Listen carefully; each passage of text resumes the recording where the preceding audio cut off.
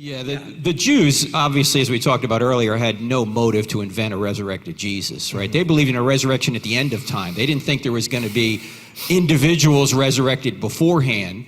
And out of all the Christian writers, only one of them is a non-Jew. That's Luke. Why are Jews, who thought they're God's chosen people, inventing this resurrected Jesus and then going and dying for it? I think in Sean's dissertation that Jim just mentioned, he says we're very certain about four, and it wasn't hundreds of years after, by the way, Clement of Rome, talking about in like 95 AD, talks about, I think, Peter and Paul dying as martyrs. We got Peter, Paul, James, and one other one that we're very certain of. I can't think of it's those three that I feel the most Okay, yeah, about. Peter, Paul, James is mentioned by Josephus and Hegesippus.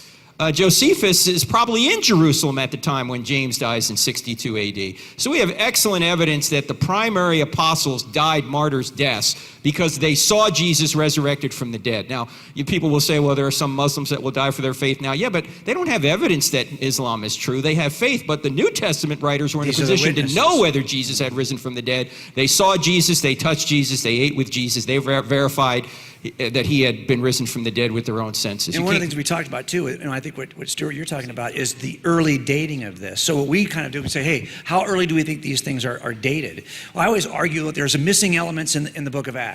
The no temple destruction in the book of Acts, that happens around 70. No siege of Jerusalem, 67, 68, 69, that's missing. The death of Paul, that's missing, 64 to 67. The death of Peter, 64 to 67. The death of James, I put it around 61. All of these things are missing from the book of Acts. So the most reasonable inference is these hadn't happened yet. Because Luke has no problem talking about the death of James, the brother of John, in 44, or about Stephen. But he leaves out the three most important players and how they died.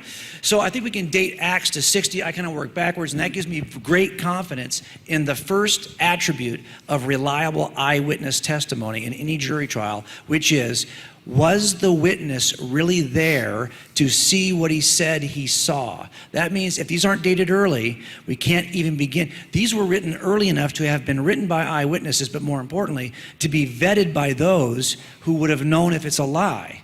And that gives me great confidence, because that doesn't mean it's true yet. It's just one aspect of witness reliability. But it's the first bridge I have to cross with the witness before I ever use them in trial. And these authors can cross the first bridge. The New Testament writers did not create the resurrection. The resurrection created the New Testament writers. There'd be no New Testament if it wasn't for a resurrection. That's a good word. Y'all just went to seminary there for about 10 minutes. That was awesome.